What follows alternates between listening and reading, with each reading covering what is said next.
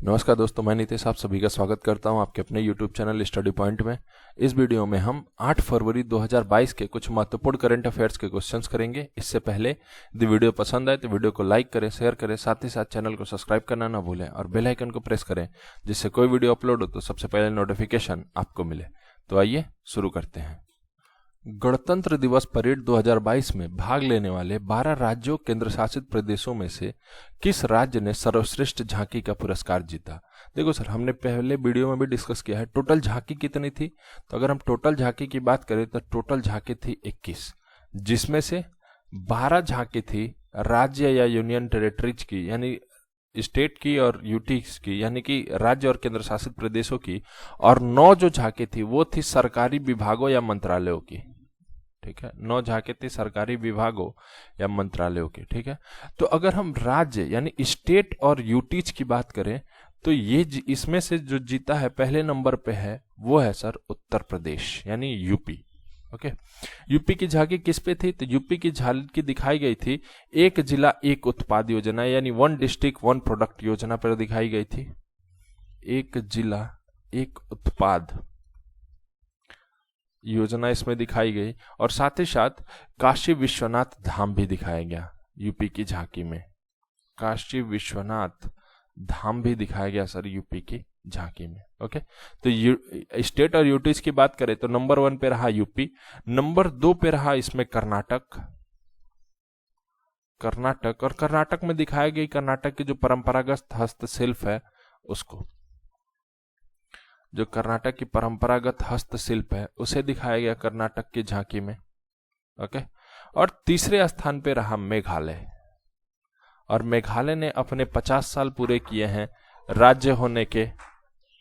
तो मेघालय ने 50 साल पूरे किए हैं, वो दिखाए गए इनके झांकी में मेघालय के। ओके, तो स्टेट और यूटीज की बात करें तो पहले नंबर पे यूपी, दूसरे पे कर्नाटक और तीसरे पे मेघालय। ओके, अब देखो सरकारी मंत्रालय और विभागों की बात करें तो इनमें पहले नंबर पे रहा मंत्रालय और विभागों को देखोगे तो इसमें पहले नंबर पे रहे संयुक्त रूप से शिक्षा मंत्रालय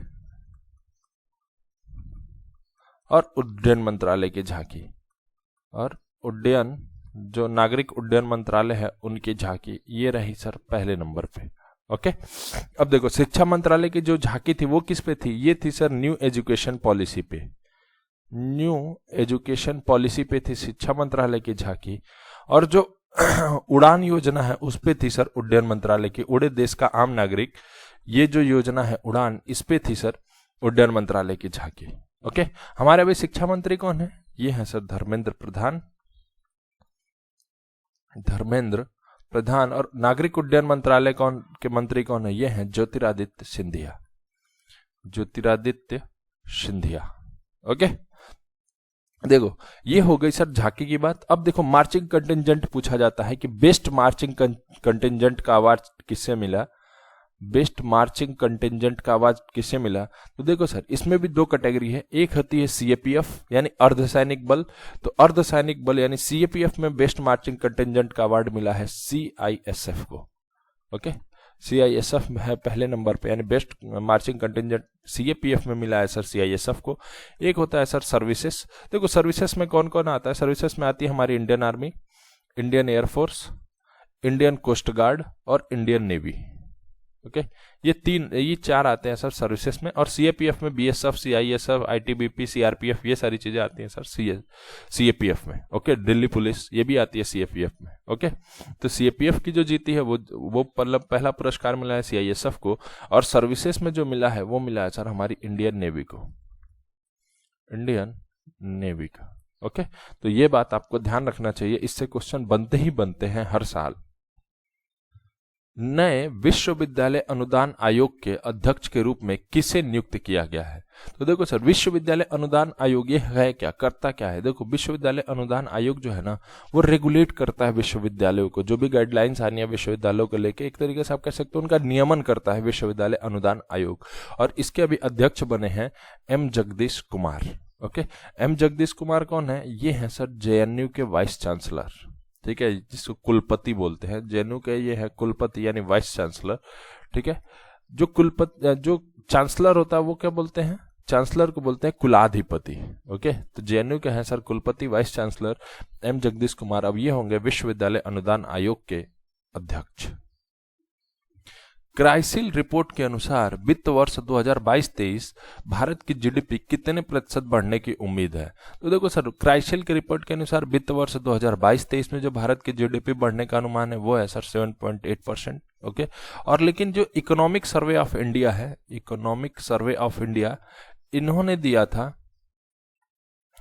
सर्वे ऑफ इंडिया के हिसाब से ये था 8 से 8.5% के आसपास रहने का, बट क्राइसिल सर्वे, जो क्राइसिल की रिपोर्ट आती है, इसने दिया 7.8%। ओके, तो अभी हमारे चीफ इकोनॉमिक एडवाइजर कौन है? जो चीफ इकोनॉमिक एडवाइजर हैं वो हैं सर अनंत नागेश्वरन, ये हैं सर हमारे चीफ इकोनॉमिक एडवाइजर।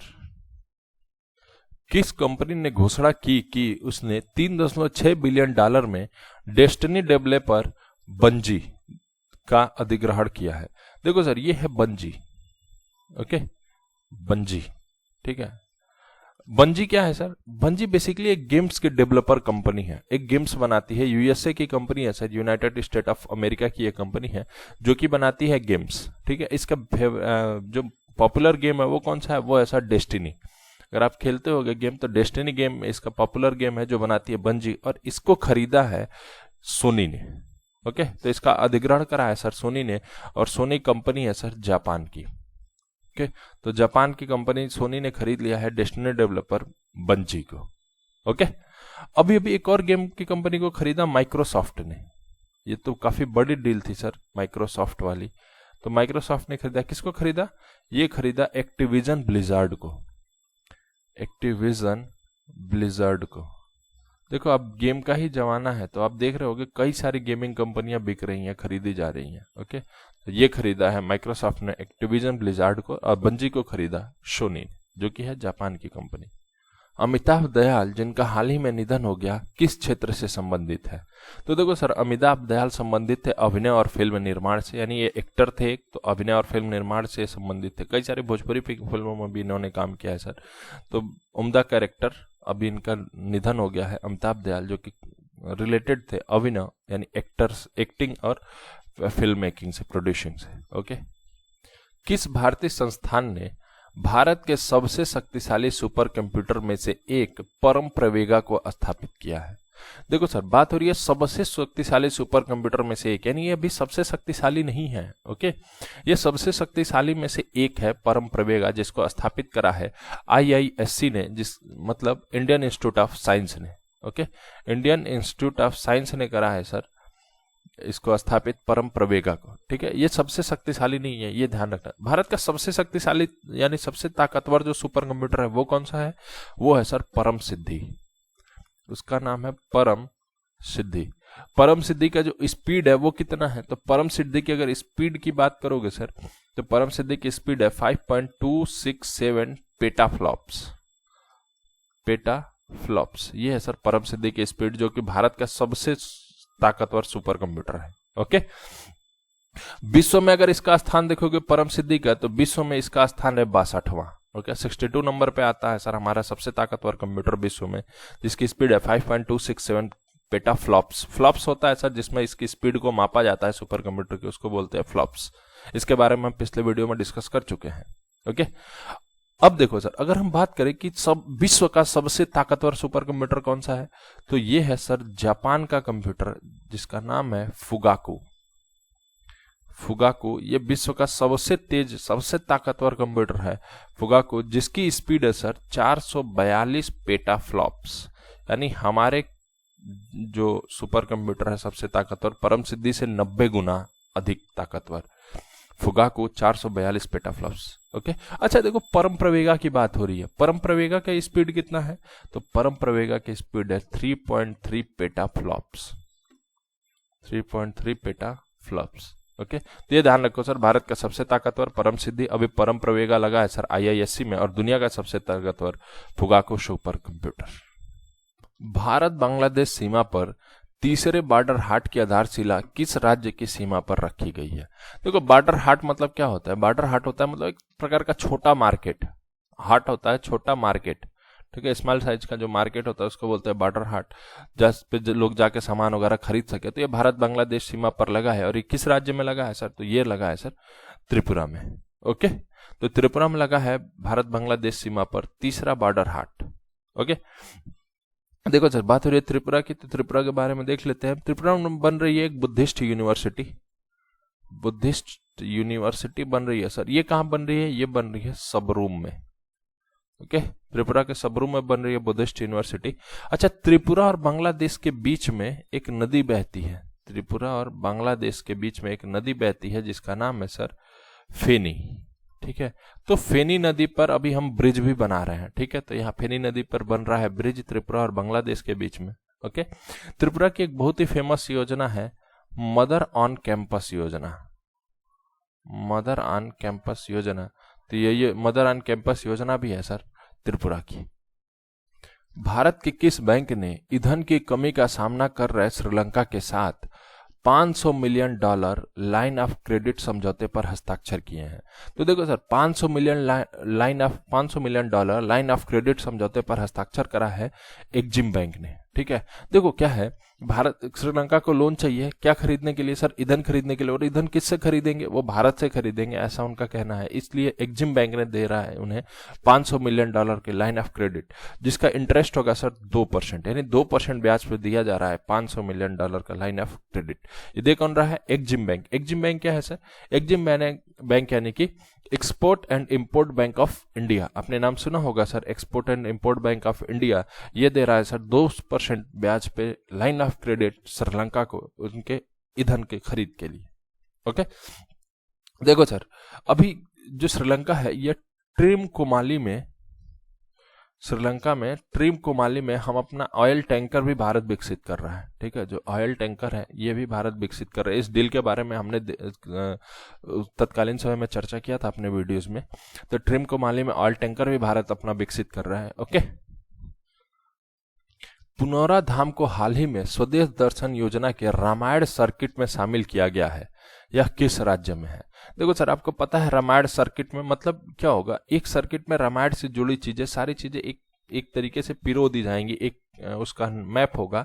जैसे मान लो कोई टूरिस्ट बाहर से आता है, उसे रामायण से इंटरेस्ट है, रामायण की जगहों को घूमना चाहता है, तो एक बार में उस मैपिंग के सहारे पूरे एरिया को घूम सकता है। ओके, तो ये है सर रामायण सर्किट। जैसा भी आपने देखा होगा रामायण सर्किट ट्रेन चली है तो वो उन स्टेशनों पर रुकेगी जहाँ का जिक्र हो रामायण में या जिसका रिलेशन हो भगवान राम से।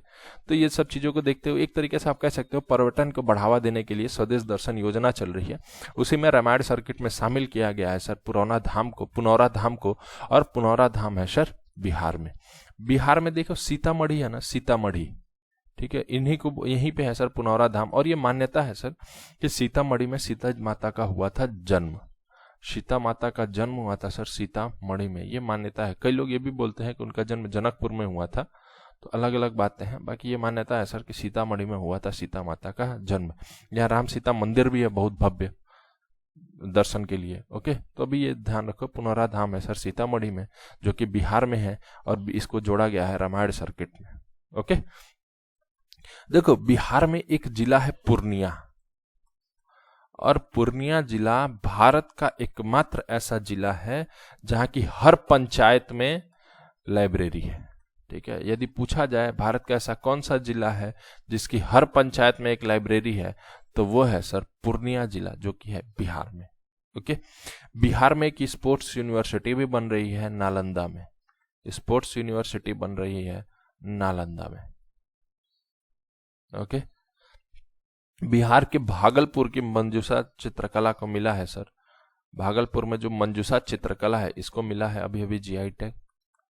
मंजूषा चित्रकला को मिला है sir GI tag. Okay, Bihar में वाल्मीकि टाइगर रिजर्व है। वाल्मीकि टाइगर रिजर्व है, अभी एक ही टाइगर रिजर्व है, दूसरा अभी बन रहा है सर कैमूर टाइगर रिजर्व, ये अभी बन रहा है। ओके, तो आप ध्यान रखना बिहार में है sir Valmiki tiger reserve. Bharat Pandit Bhimsen Joshi की 100वीं जयंती मना रहा है, वह किस क्षेत्र से संबंधित है? तो देखो सर, पंडित भीमसेन जोशी संबंधित है संगीत से। ठीक है, इन्हें भारत रत्न भी मिला है, भारत रत्न भी मिल चुका है सर 2008 में। ओके, तो ये थे संबंधित सर भीमसेन जोशी संगीत से। ओके, किस देश ने 2021 में भारत के व्यापारिक भागीदार के रूप में शीर्ष स्थान अर्जित किया है? देखो सर, हम बात कर रहे हैं जनवरी 2021 से दिसंबर 2021 तक हमने किसके साथ सबसे ज्यादा व्यापार किया है। ठीक है, तो हमने व्यापारिक भागीदार के रूप में शीर्ष स्थान अर्जित करा है सर अमेरिका के साथ, यानी कि भारत और अमेरिका पहले नंबर पे रहा सर व्यापार के लिए। भारत के साथ कितना रहा सर? 112.3 अरब डॉलर का व्यापार करा सर हमने अमेरिका के साथ। ठीक है, फिजिकल डेफिसिट इसमें भी थी। दूसरे नंबर पे हमने करा सर चाइना के साथ। इतनी बाइकआउट चाइना प्रोडक्ट करने के बावजूद भी हमने दूसरे नंबर पे व्यापार करा चाइना के साथ 110.4 अरब डॉलर का। ओके, तीसरे नंबर पे रहा यूएई। तो ये तीन ही आपको बेसिकली पता होना चाहिए कि किसके साथ हमने करा। पहले नंबर पे अमेरिका, दूसरे नंबर पे चाइना, तीसरे पे रहा यूएई। ओके, बाकी टॉप 10 की बात करोगे तो चौथे पे रहा सर सऊदी अरब, पांचवे पे स्विट्जरलैंड, छठे पे हांगकांग, सातवें पे सिंगापुर, 8 पे इराक, 9 पे इंडोनेशिया और 10 पे दक्षिण कोरिया। फिर एक बार रिपीट करते हैं सर, पहले नंबर पे अमेरिका, दूसरे पे चाइना, तीसरे पे यूएई, चौथे पे सऊदी अरब, पांचवा स्विट्जरलैंड, छठवां हांगकांग, सातवां सिंगापुर, आठवां इराक, 9वां इंडोनेशिया और 10वां दक्षिण कोरिया। तो ये टॉप 10 कंट्रीज है जिसके साथ हमने व्यापारिक भागीदार के रूप में शीर्ष स्थान प्राप्त किया है। रक्षा अनुसंधान और विकास प्रयोगशाला का निदेशक किसे नियुक्त किया गया है? देखो, इसको बोलते हैं डीआरडीएल। ठीक है, रक्षा अनुसंधान और विकास प्रयोगशाला को बोलते हैं डीआरडीएल, और डीआरडीएल का भी निदेशक नियुक्त किया गया है सर जीएस श्रीनिवास मूर्ति को। क्या जीएस श्रीनिवास मूर्ति होंगे डीआरडीएल के निदेशक? देखो, डीआरडीएल है कहाँ? तो ये है सर हैदराबाद में। हैदराबाद में है सर डीआरडीएल। और डीआरडीएल जो है ये बेसिकली डीआरडीओ जो है ना उसकी एक लेबोरेटरी है। ठीक है, उसकी एक लेबोरेटरी है डीआरडीओ के, डीआरडीएल, और इसके अभी निदेशक बने हैं सर जीएस श्रीनिवास मूर्ति। तो इस वीडियो में इतना ही। वीडियो पसंद आए तो वीडियो को लाइक करें, शेयर करें, साथ ही साथ चैनल को सब्सक्राइब करना ना भूलें और बेल आइकन को प्रेस करें जिससे कोई वीडियो अपलोड हो तो सबसे पहले नोटिफिकेशन आपको मिले। जय हिंद।